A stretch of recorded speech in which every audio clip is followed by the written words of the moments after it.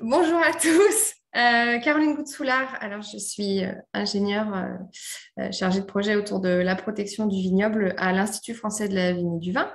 Et je suis ici aujourd'hui pour vous présenter l'outil OADEX. Mon collègue Alexandre Davy, ici présent, se chargera de vous présenter l'outil Decitrate par la suite. Alors, je vais vous partager mon écran. C'est parti. Alors, OADEX, qu'est-ce que c'est? C'est pas le bon écran. Ah mince, hein. Tu es sur Teams. Excusez-moi. Écran 2, ça va mieux marcher? C'est mieux? C'est parfait. Allez, excusez-moi. Si ça veut bien. Alors, OADEX est un outil qui permet d'être utilisé directement par les exploitants pour raisonner les interventions essentiellement ciblées autour. Oui, c'est Caro, toujours. excuse-moi, tu es sur la première slide, c'est normal? Oui, oui, oui, autour de. Ok, pardon. Du risque mildiou. Voilà, j'entame. Alors, donc, qu'est-ce que c'est exactement? Donc, c'est un outil qui met à disposition de la donnée météo et des indicateurs issus de nos modèles épidémiaux centralisés autour du milieu. Ça permet aussi d'être vraiment géolocalisé. Hein, on est vraiment sur de la maille assez fine.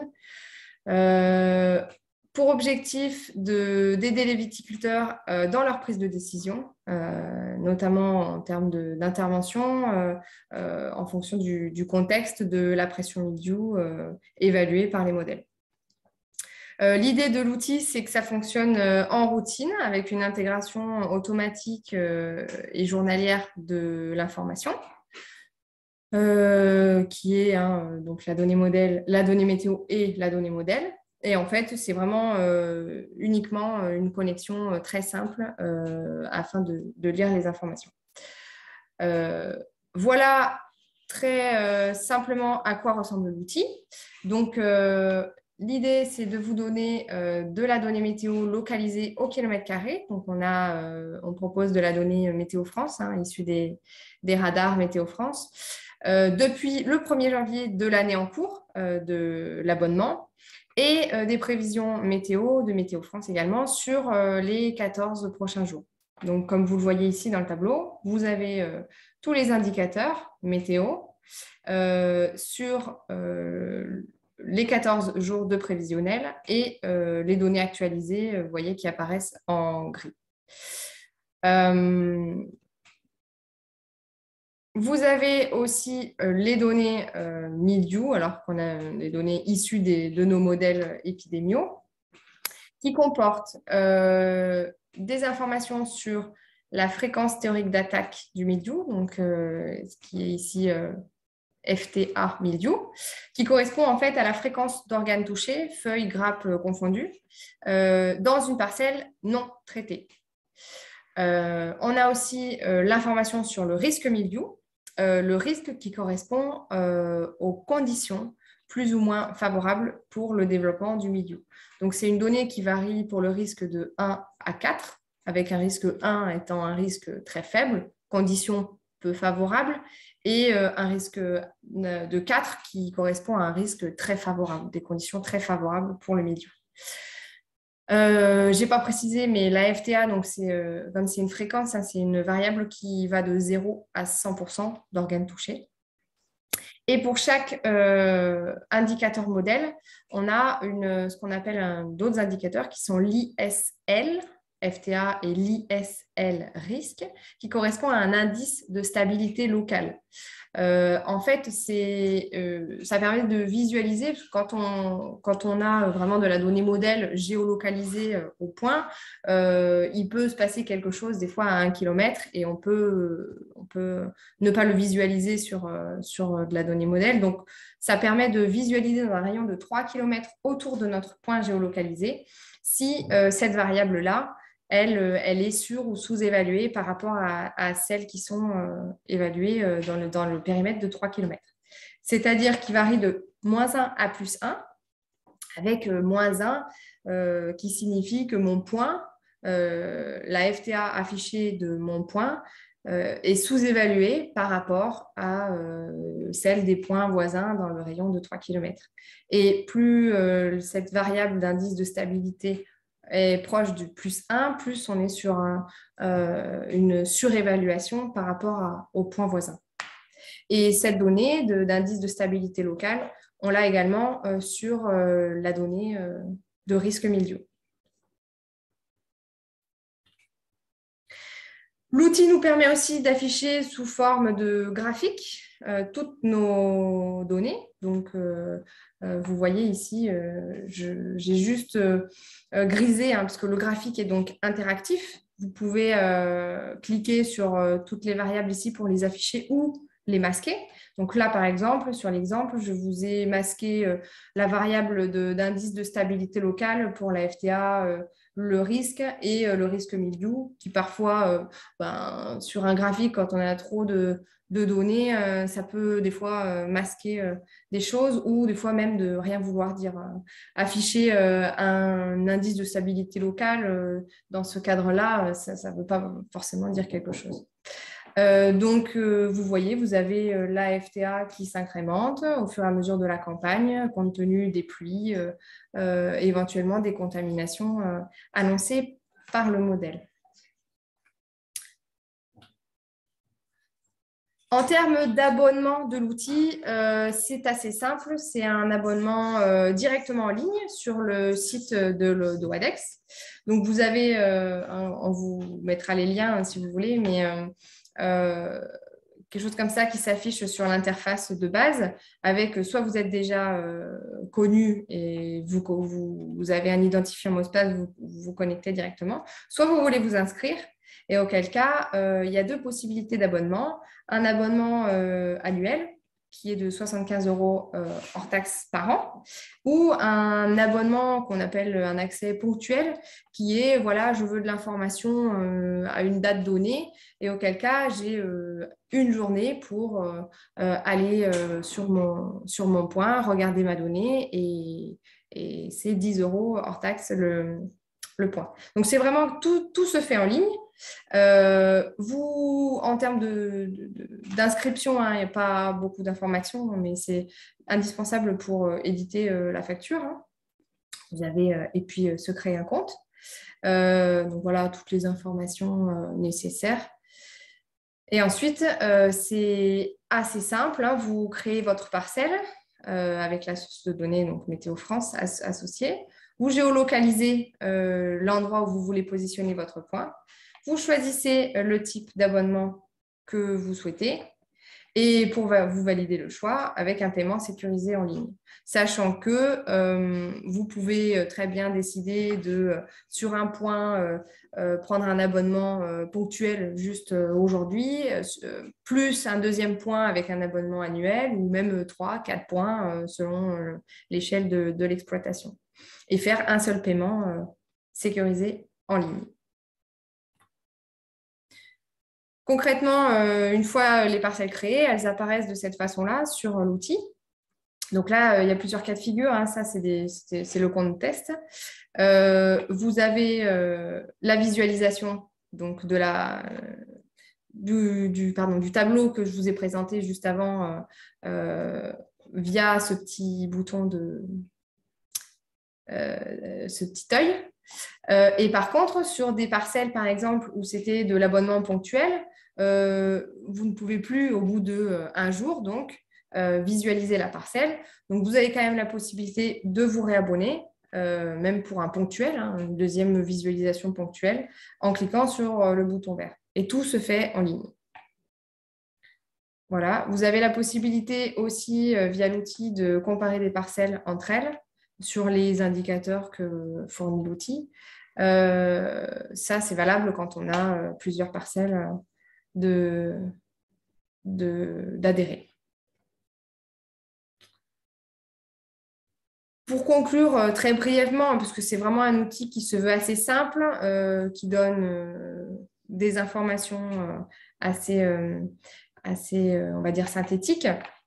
Donc, sur un point géolocalisé, on a de la donnée météo au kilomètre carré, plus des indicateurs modèles spécifiques au milieu. Voilà, donc avec un pilotage qui permet d'être plus fin autour de la protection du mildiou et avec cette possibilité d'avoir un abonnement relativement rapide, simple et sécurisé.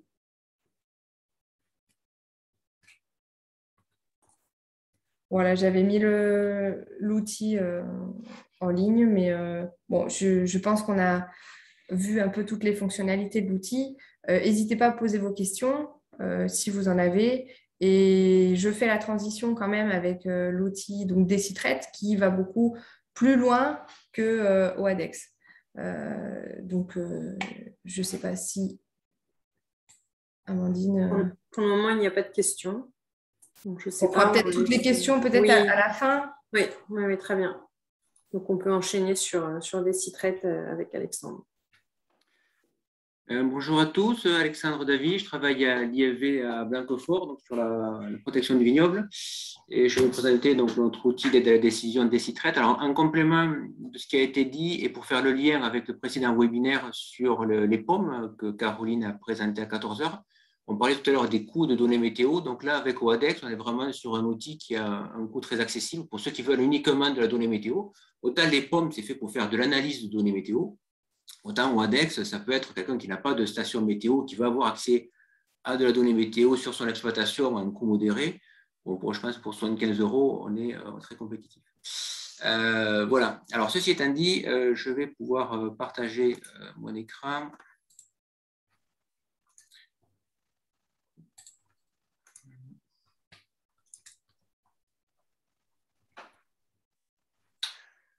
OK.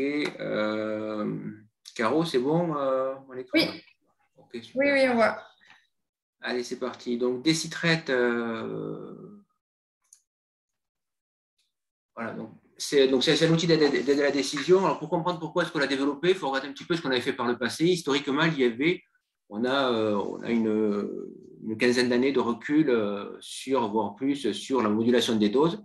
Et on avait beaucoup travaillé sur un module qui s'appelle OptiDose pour adapter les doses. Donc, ce module-là, on l'a mis en ligne il y a une dizaine d'années.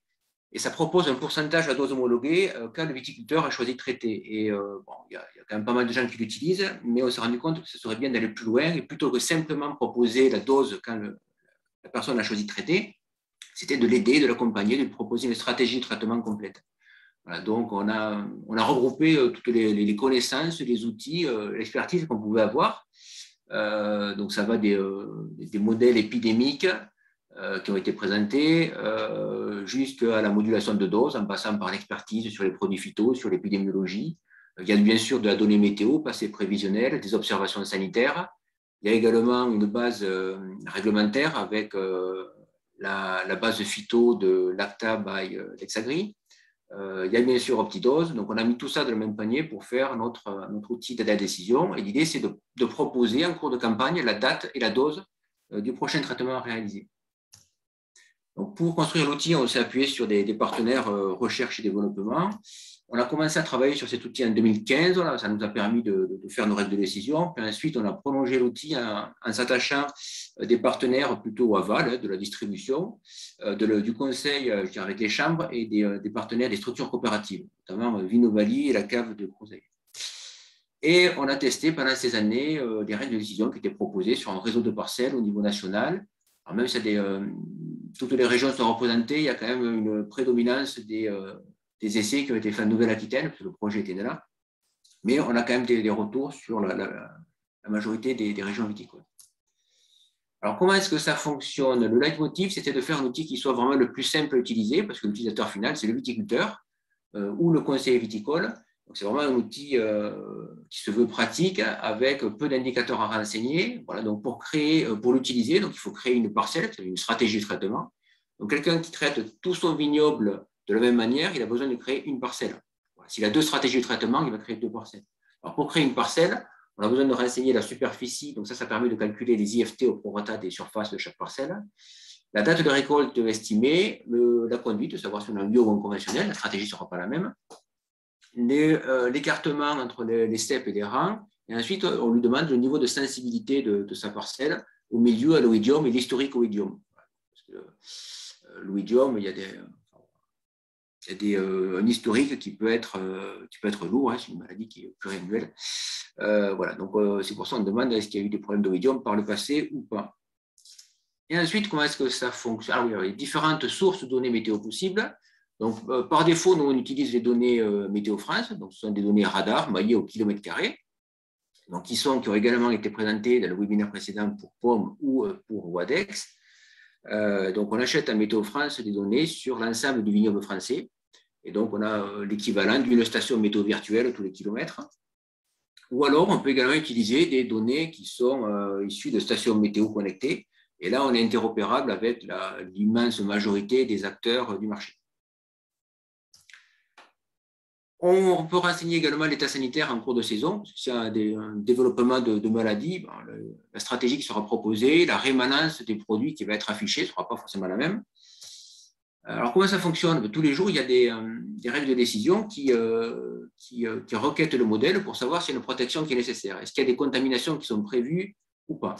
S'il y a des contacts qui sont prévus, on va se poser la question, finalement, est-ce que ma vigne est déjà protégée ou pas? Et là, on regarde le calendrier de traitement qui a été saisi et on a créé nos propres règles de décision qui vont coupler le type de produit, la pluviométrie, le stade de phéno auquel on applique le produit et bien sûr l'état sanitaire.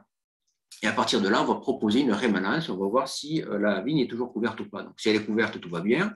Et si elle n'est pas couverte, on va préconiser un traitement. Et là, on renvoie vers le module Optidose ou Optidose pour le cuivre pour les bio, où on va préconiser soit un pourcentage de la dose homologuée pour les conventionnels ou une quantité de cuivre en métal pour les bio. Si les modèles nous disent pas de risque, a priori, il n'y a pas de contamination, pas besoin de traiter. On a quand même créé des règles de décision qui ne s'appuient pas sur les modèles, parce qu'on sait que les modèles ne sont pas parfaits, ils ne le seront jamais, il n'y a aucun modèle qui soit parfait, pour essayer de sécuriser la protection. L'idée, c'était quand même de faire un outil qui ne fasse pas prendre de risques aux producteurs, qui permette de concourir, de l'accompagner sur la réduction des intrants, mais sans non plus faire prendre trop de risques. Voilà. Si ces règles de décision ne font pas traiter, on ne fait pas traiter, et puis voilà. Sinon on retourne dans la boucle. Donc voilà le fonctionnement de l'outil qui est transparent pour l'utilisateur. L'utilisateur ne voit pas ça, hein, mais je voulais rapidement vous expliquer comment ça fonctionnait. Donc ça, c'est l'outil. Donc c'est une des pages de l'outil où on va retrouver, une fois qu'on a créé la parcelle, l'ensemble des données. Donc des données météo avec des données passées et prévisionnelles. Et donc on travaille avec les données météo France à J+14. On va retrouver les indicateurs de risque des modèles, donc avec les variables qui sont présentes également dans OADEX, c'est-à-dire le risque milieu qui varie de 1 à 4 et les contaminations simulées par le modèle. On retrouve les conseils de protection, donc quand on a des oui qui apparaissent en ces colonnes, ça veut dire que voilà, on conseille d'être protégé, d'avoir une protection active en place à la vigne sur ces pluies ou sur cette période. Et une fois qu'on a rentré les traitements, on voit apparaître la rémanence, donc les cases vertes qui suivent le traitement. Tant qu'on est en vert, on considère qu'on est protégé. On voit également le cumul de pluie, ça évite de le refaire à la main. Voilà. Autre indicateur, on a la quantité de cuivre métal qui a été appliquée. Ça permet de voir où est-ce qu'on se situe. Donc, c'est surtout intéressant pour les bio, le conventionnel aussi, mais principalement pour les bio, qui s'affichent en haut de l'écran. Alors après, on a différentes interfaces. Donc, ça, c'est la première interface, c'est l'interface tableur. Ça, c'est l'interface graphique qui reprend les mêmes éléments. Voilà. On peut également faire des exports Excel de bilan de campagne. Ça permet pour chaque stratégie de voir le nombre de passages milieu-idiome, l'IFT par hectare, dont la partie biocontrôle, le produit CMR, etc., les quantités de cuivre en métal.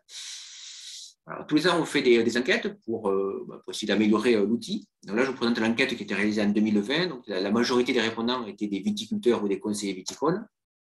Et globalement, les gens trouvaient l'outil facile à utiliser, utile.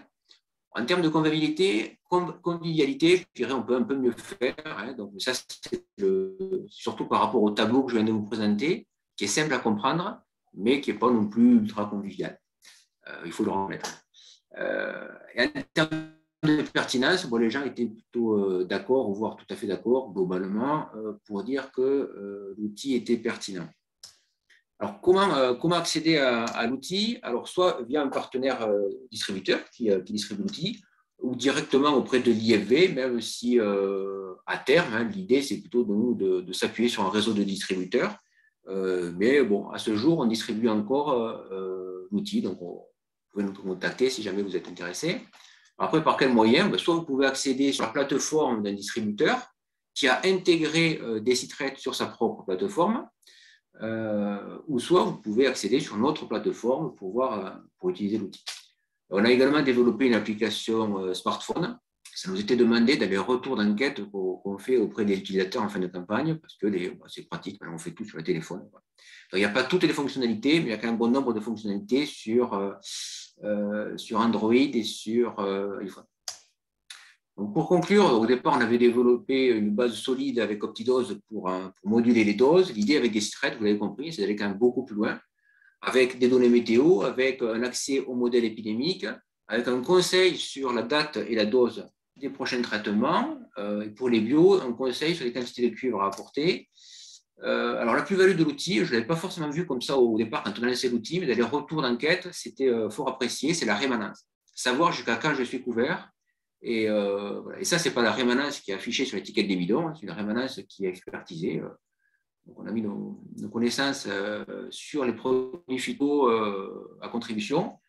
Et l'idée, c'est de pouvoir rallonger ces rémanences quand on peut et parfois de les raccourcir, parfois fortement. Hein. Donc, ça peut être très différent de ce qui est préconisé classiquement sur les produits dans certaines situations. Bon, il y a le côté réglementaire avec accès donc, à une base de données complète sur les produits phyto, donc le nombre de traitements à faire, les doses, toutes les informations, les LNT, les phrases de risque, etc. Le respect de la réglementation. Ça peut servir aussi d'outil simplifié, donc ce n'est pas un logiciel de traçabilité, loin s'en faut, mais malgré tout, bon nombre de personnes disent finalement, ça me permet de faire ma traça, le bilan de campagne, je le sors, ça me sort le nombre de traitements, etc. Donc, ça peut servir d'outil de traçabilité pour ceux qui ne sont pas équipés. Dans les perspectives, alors à court terme, on souhaiterait intégrer le coût des produits phyto, un coût moyen des produits, pour être en mesure de calculer le coût d'une stratégie de protection automatiquement en fin de saison. Parce qu'il y a pas mal de stratégies qui sont mises en œuvre et je pense que ça peut être intéressant de voir, telle stratégie, qu'est-ce que ça va apporter en plus d'un point de vue efficacité au vignoble, mais combien ça va coûter en plus. Donc, je pense que si ça se fait automatiquement, ça peut être intéressant de le faire. Et après, on est en train de travailler sur un modèle sur les résidus. Donc, très prochainement, on va mettre en ligne une plateforme qui permet de requêter les produits phyto ou les matières actives pour voir la probabilité, pour voir le taux de fréquence à lequel on le retrouve dans les vins. Donc, ça, c'est la première étape. Donc, ça va être fait cet hiver. Ces développements sont en cours. Et dans un second temps, on va compléter l'outil avec un modèle prédictif. C'est-à-dire qu'il sera possible, et donc ce modèle prédictif sera présent dans des sites RED, il sera possible de rentrer un calendrier de traitement prévisionnel et de visualiser la probabilité de retrouver telle ou telle molécule dans le vin, une fois qu'il sera fini, en fonction de mon calendrier de traitement. Donc après, on pourra jouer, déplacer une molécule, la faire un petit peu plus tôt, diminuer la dose, changer de molécule, changer de produit. L'idée, c'est, en tout cas pour ceux qui sont intéressés, soit rentrer dans une démarche ZRP, zéro résidu de pesticides, ou soit limiter le nombre de molécules présentes dans le vin fini. Alors, en moyen terme, on a également en tête d'intégrer un modèle tordeuse. Donc là, il y a les premiers tests qui vont, enfin, ça fait longtemps qu'on travaille sur le modèle tordeuse, mais il y a les premiers tests qui vont être réalisés cette année pour l'utilisation d'un modèle tordeuse et l'intégration dans des sites RED. On réfléchit également sur la partie Black Road, donc ça c'est un moyen terme plus, je dirais. Et par contre, ce qui est complètement d'actualité, c'est de développer l'interopérabilité avec d'autres outils. Donc là, en termes d'intégration de l'outil sur d'autres plateformes, l'outil a été intégré sur la plateforme de Winac, donc qui est fournisseur de données météo. Il a été intégré sur la plateforme 360 Viti de Fruition.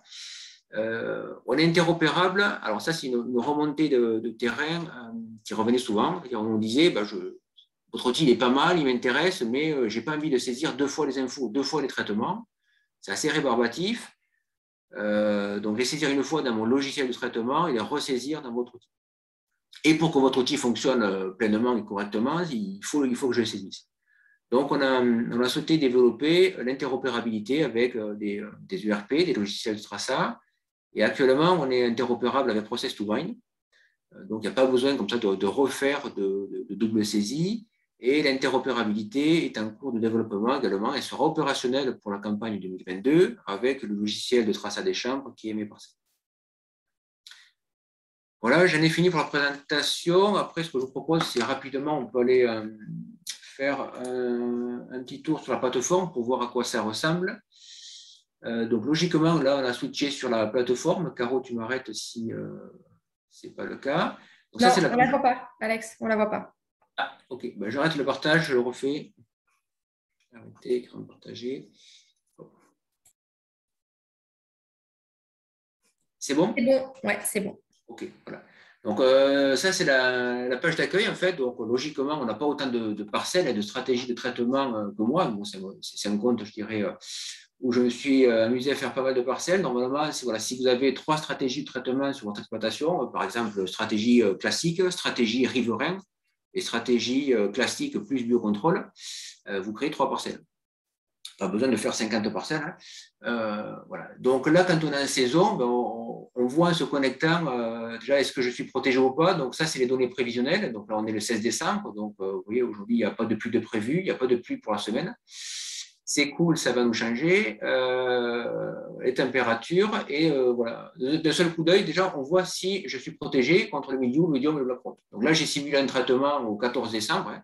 C'était pour vous montrer ce que ça pouvait faire en termes de visualisation. Et on voit donc Oidium, je n'ai pas traité, donc je ne suis pas couvert, et Black Rot, donc il y a différents niveaux sur le Black Rot. Soit je ne suis pas protégé, j'ai un carré blanc, soit j'ai un effet freinant, une protection correcte ou alors une protection optimale. Ça dépend du type de produit qui a été utilisé. S'il y a des conseils de protection, donc pour le milieu, j'ai des petits éclairs rouges qui apparaissent là, et pour l'Oidium, j'ai des petits points jaunes qui vont apparaître, qui vont me dire, attention, là je suis en période de protection, il faudrait penser à renouveler. Après, donc, je peux aller plus loin en cliquant sur ma stratégie de traitement. Et donc, du coup, je vais tomber sur le fameux tableau que je vais vous présenter. Donc, par défaut, il se met sur la date du jour. Hein. Donc, la date du jour, voilà, on est le jeudi 16. Vous avez les données passées, les données prévisionnelles. Et vous avez les informations qui s'affichent. Voilà, donc là, j'avais simulé un traitement le 12 décembre avec de l'énerve vert. Hein. Donc, vous voyez la rémanence avec le cumul de pluie qui s'affiche. Pas de protection, pas de traitement Oidium, mais par contre, énervem, donc les méthirames, donc protection optimale vis-à-vis du black rot. Alors, si je remonte un petit peu en saison, hop, je remonte tout au début de la saison. Donc, on voit ici, premier conseil de traitement. Donc, là, c'est une parcelle qui est située en Gironde, à Blanquefort. Premier conseil de traitement le 9 mai. Il n'y a pas de oui qui s'est affiché avant sur le pluie nécessitant une protection de milieu. Donc là, ça préconisait un début de protection au 9 mai sur un risque qui était évalué comme encore faible. On avait 22 mm, stade de phéno 14, donc on retrouve le stade de phéno ici, 6 feuilles étalées. Et donc un traitement qui a anticipé ces pluies. Voilà, donc on retrouve le sillage avec la rémanence du sillage, associé avec un produit anti-Oidium, le cumulant. Donc là, on voit cumulant, aussi du soufre, lessivage assez rapide. Donc pour l'Oidium, on a des oui qui apparaissent de manière consécutive avec un début et un arrêt de protection qui vont démarrer, s'arrêter, une protection qui va démarrer et s'arrêter plus ou moins tôt en fonction des paramètres qu'on va renseigner et des stades de phénomène. Donc après, on a une période qui continue et on considère qu'il faut couvrir à peu près 80% de cette période. Donc si je déroule la saison, donc on voit des conseils de protection qui apparaissent ici avec les traitements qui sont réalisés, avec la rémanence des traitements. Donc là, on était sur un éperon avec une rémanence qui allait jusqu'au 27 mai. Ensuite, on n'est plus couvert, mais il n'y a pas de besoin de protection. Voilà comment ça se passe en saison, en fait. Et vous avez un mot ici, là, le cumul de cuivre métal qui va s'incrémenter. C'est un petit compteur qui s'incrémente pour savoir où est-ce qu'on en est en cours de saison. Et la saison se déroule comme ça. Alors, pour saisir un traitement, je vais aller sur un traitement qui a déjà été réalisé. Donc, je vais cliquer, par exemple, ici sur ce lien, Roxam Combi. Et si je veux le saisir, en fait, c'est relativement simple. Il me demande la date du traitement, la hauteur et la largeur de feuillage, et le niveau de pression parasitaire, milieu Oidium, avec 3 niveaux. Hein. Donc là, on peut s'appuyer sur les indications délivrées par les modèles pour choisir le niveau de pression, sur l'état sanitaire, également, ou les prévisions de pluie. Après, on retrouve les stratégies de traitement qui ont été créées. Donc, je peux dire mon traitement, je l'applique sur telle et telle parcelle. Hein, donc, là, je reste sur celle-là. Et après, en dessous, ici, on va choisir les produits. Donc là, j'avais choisi Roxam Combi. Donc, on voit que ce produit-là, il a une ZNT aquatique de 50 mètres, ZNT riverain de 20 mètres. Donc ça va être… L'arrêté est en cours de révision, mais c'était valable pour la campagne 2021. Le délai de rentrée de 48 heures, dès la récolte de 28 jours. C'est un produit qui était classé CMR. Dans la mesure où j'ai choisi mon produit ici, dans la liste, vous voyez, il s'affiche au-dessus, là, avec un conseil de la dose à apporter. Donc, sur cette parcelle-là, sur ma stratégie, il me conseille 1800 grammes, sachant que la dose homologuée, vous voyez, elle apparaît ici, la dose homologuée est à 2000 grammes, 2 kg hectare. Là, le conseil était à 1,8 kg. Alors après, on peut ajouter autant de produits qu'on veut. Hein. Si le mélange n'est pas compatible, ça le signale. Et là, ça indique ici, à la dose qu'on a choisi d'apporter, donc 2 kg hectare, la quantité de matière active qu'on va apporter. Donc, en l'occurrence, 123 grammes de doxamide hectare et 1378 grammes de mancozeb. On retrouve les matières actives qui sont contenues dans le produit. Donc là, on a tous les produits qui ont une homologation MIDIU. Hein. Voilà. Donc, même chose pour l'oïdium, un cumulant, vous avez l'interquatique 5 mètres, un produit biocontrôle, un produit autorisé en bio. Et si vous voulez davantage d'informations, vous cliquez sur le i qui est ici et ça va renseigner davantage d'informations sur le produit. Voilà, par exemple, la firme, la formulation, est-ce qu'il y a un DVP, tout un tas de choses. OK, après je modifie mon produit, mon traitement, si je veux modifier. Donc on peut revenir bien sûr sur les traitements qui ont été réalisés pour les modifier. Et donc là, on a l'ensemble des traitements de la campagne. Donc on peut filtrer sur les parcelles pour voir ce qui a été fait. On peut télécharger ce tableau. Donc ça, c'est une parcelle fictive. Hein. Donc il n'y a pas eu que 3 traitements. C'est une parcelle qui n'a pas été suivie. On peut également télécharger le bilan de campagne. Et donc là, ça va ouvrir un petit fichier Excel. Donc j'espère que vous allez le voir à l'écran. Non, je pense que vous ne le voyez pas. Non.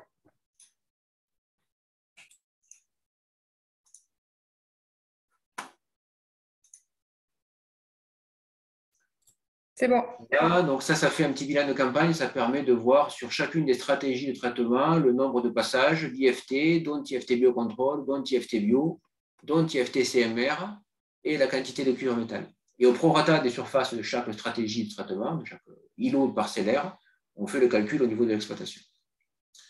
Voilà. Je reviens sur, désolé pour ces arrêts de partage d'écran. Voilà. Alors, je reviens sur mes parcelles.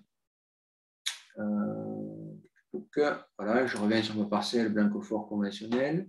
Et on a développé quelques autres indicateurs, des graphiques. Donc, ce tableau, déjà, on peut le voir de la même manière, mais sous une forme graphique. Voilà, avec, donc on retrouve les mêmes infos, pluie, température, les conseils de protection, les traitements et leur rémanence. Et quand on est en saison, en fait, on voit ici ce petit trait, donc ça c'est la date du jour, avec les conseils de protection à venir et les couvertures. On a également développé un petit graphique qui est assez sympa. Alors, c'est celui-ci. Hop. Et ça permet de visualiser le bilan climatique de la campagne, en fait. Donc là, on va comparer pluie et température moyenne mensuelle de l'année en cours par rapport à une moyenne décennale sur le point le plus proche. Donc, ce sont des données Météo France. Là, en l'occurrence, le point le plus proche, il est à 4,9 km. Bon, il n'est jamais très loin, puisqu'on utilise les données Météo France. Bon, et ça permet de voir, voilà, au mois de février, bien plus chaud que la normale, et ensuite, au mois d'avril, avril-mai, des températures en dessous. Pareil pour le mois de juillet-août, température plutôt fraîche. Octobre, pareil. Novembre, pareil. On voit très bien les forts cumuls d'eau au mois de mai et de juin, hein, donc, notamment en juin, là, quasiment 200 mm, alors qu'en moyenne, on est sur 80 mm. Voilà, bon, voilà le type de graphique qu'on peut avoir. Et le dernier type de graphique, c'est celui-ci, c'est sur les modèles. Donc là, on va juste visualiser les informations modèles. Je peux choisir les infos que je fais afficher, par exemple que le milieu. Hein, donc on voit bien en cours de saison. Donc, les courbes bleues, c'est le niveau de risque qui varie de 1 à 4, avec un risque maximal fin mai, début juin, et ensuite à partir de mi-juin jusqu'à début août, un risque 4 sur 4. Et les contaminations simulées par le modèle qui s'incrémentent. Donc là, il a légèrement anticipé les premières contacts, mais ensuite, ça s'incrémente très, très bien au cours du mois de juin. Voilà. Quoi d'autre? Pour les conseillers viticoles, il y a un onglet suivi qui permet en fait de se connecter. Voilà, si vous êtes conseillé, de se connecter sur les X viticulteurs que vous pouvez suivre, donc pour savoir quand est-ce qu'ils ont traité, combien est-ce qu'il a plu chez eux, etc. Ça, cet onglet n'est pas accessible pour les viticulteurs. Les viticulteurs, ils ont juste accès à mes parcelles, mes traitements. Mon compte, ça permet juste éventuellement de recevoir des alertes mail. Si on veut recevoir des alertes mail en cas de conseil de protection milieu et de non-couverture. Donc, on peut créer ça. Et ensuite, il y a une partie aide pour expliquer comment ça marche. Et puis, c'est tout. En fait, c'est un outil qui est extrêmement simple à utiliser. La partie administration, c'est bon, vous ne l'avez pas, donc il y a que moi qui l'ai. Et puis, à propos, c'est juste pour expliquer comment ça a été créé, avec qui ça a été créé. En fait, finalement, vous avez grosso modo 2 onglets, mes parcelles et mes traitements, qui sont réellement utiles au quotidien. Donc voilà, c'est un outil qui se voulait simple, qui je pense l'est. En termes de coût d'accès, on propose un abonnement annuel. Alors, avec 2 options. Soit on fournit les données Météo France, donc on fournit un point, une station météo virtuelle, et on propose un abonnement annuel à 350 €. Soit vous avez déjà des données météo, par exemple, vous avez déjà une station météo connectée, on se connecte sur votre station et là, on propose un abonnement annuel à 250 €. Voilà, bah, écoutez, moi j'en ai fini, on peut passer aux questions si toutefois il y en a.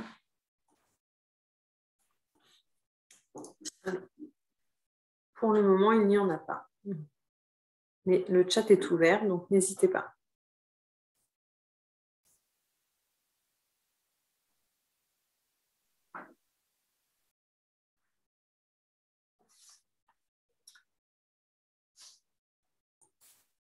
Alors, en attendant la première question, à combien de parcelles pouvons-nous enregistrer? Voilà la première question. Alors, jusqu'à maintenant, en fait, on limitait le nombre de parcelles à 5 pour des questions plutôt techniques, en fait, parce que chaque fois qu'on crée une parcelle, il fallait recréer une parcelle et reconnecter une station météo virtuelle Météo France. Et chaque fois, donc, ça sollicitait les serveurs. Même si vous créiez à la rigueur 5 parcelles sur votre exploitation regroupées, ça sollicitait. En fait, ça créait 5 parcelles, ça faisait tourner les modèles sur 5 points, et donc ça pouvait être relativement long. Donc on avait limité à 5, tout en sachant qu'on a généralement moins de stratégies de traitement sur l'exploitation. Quand on arrive à 5 stratégies sur l'exploitation, a priori, on est quand même au bout du bout. On peut en trouver certaines qui en ont plus, mais généralement, on est en dessous. Là, on est en train de modifier un petit peu le schéma de fonctionnement technique et donc on va arrêter de limiter le nombre de parcelles auxquelles on peut connecter un point météo. Par contre, il va falloir faire un appairage entre les parcelles, les stratégies de traitement qui ont été créées et un point météo. Voilà. Et alors après, on peut rajouter, des points météo supplémentaires. Et là, il y a un coût supplémentaire, hein, donc on fait les points supplémentaires. Quelqu'un qui voudrait avoir, donc il y a un vignoble très séparé sur 2 zones, il dit, ben, oui, il me faut 2 points météo, donc 2 stations météo, puis ensuite j'affecterai mes parcelles, soit un point, soit à l'autre. Donc là, il y a le premier point, donc c'est l'abonnement complet à 350, et ensuite on propose le deuxième point météo à mi-tarif.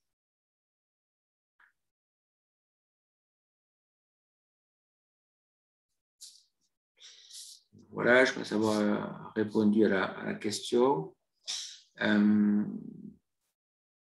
on a une discussion avec, je reviens sur l'interopérabilité, on a une discussion avec d'autres opérateurs de logiciels de traçat.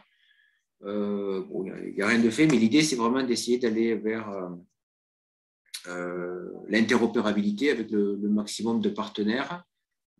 Donc, on l'a fait avec les fournisseurs de données météo et on va essayer de le faire avec les éditeurs de logiciels de traçabilité.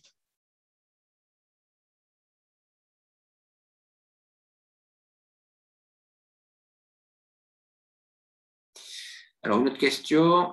Bonjour, quel est le coût de l'abonnement si nous avons déjà des stations météo Winat? Merci pour votre réponse. En fait, c'est ce que je disais. En fait, si vous avez une station Winat, l'abonnement est à 250 €.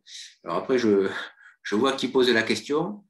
Donc vous, je sais que vous avez un réseau de stations Winat. Donc là, c'est un petit peu différent. Hein. On n'est pas dans le cadre d'une personne qui a une ou deux stations. Donc, je vous propose je me rappeler, parce que je sais que vous avez un nombre de stations qui est quand même assez conséquent. Donc, bon, on fera un tarif en fonction du nombre de stations de votre réseau.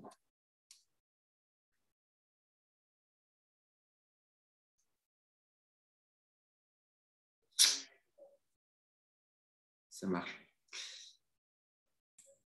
En attendant d'autres questions, j'aurais rajouté un petit truc sur des sites.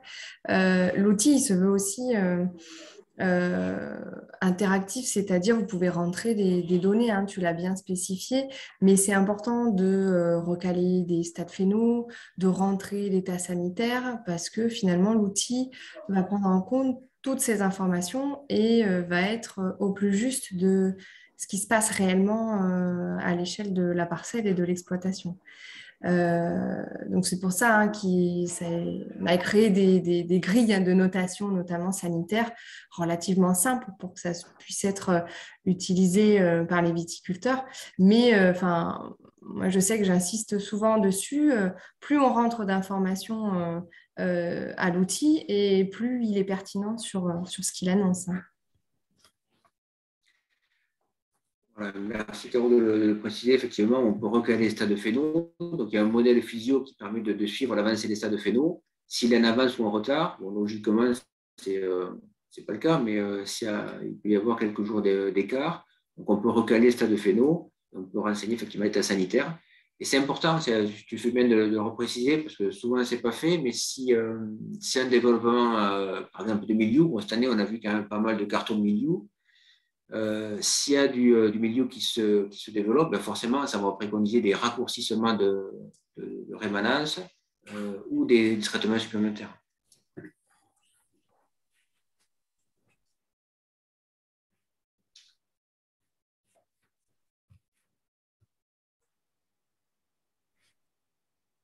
Ok, bon. S'il n'y a pas d'autres questions, Amandine, on te laisse clore le webinaire. Ok, tu pouvais le clore aussi, pas de souci. Donc, la présentation, Alex, a dû être suffisamment claire puisqu'il y a très peu de questions. En tout cas, merci beaucoup pour votre participation. Si vous avez des questions qui reviennent après coup, n'hésitez pas à nous contacter. On y répondra avec plaisir. Et puis, bonne fin de journée à vous et bonne fin d'année également. À bientôt. Merci à tous. Au revoir.